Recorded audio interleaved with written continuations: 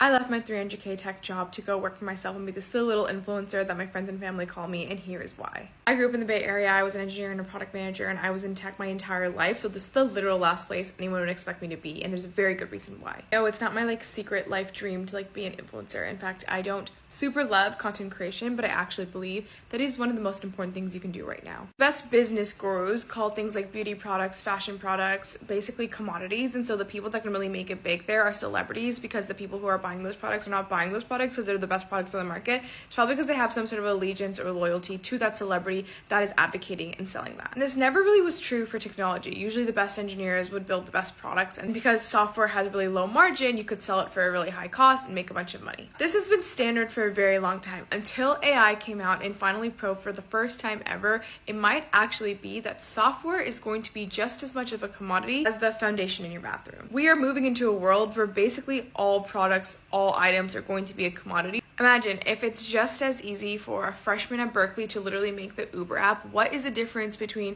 the freshman at Berkeley making billions of dollars through Uber versus Uber itself? Difference is that Uber actually owns the riders, they own the drivers, and the value of the app simply does not exist unless there are riders and drivers on the app. This is going to be true for literally any product you want to sell in the future. The best engineers in the world are not going to be building the companies. Almost anybody can use AI and GPT to code stuff. So how is this new type of founder going to win? Content creation.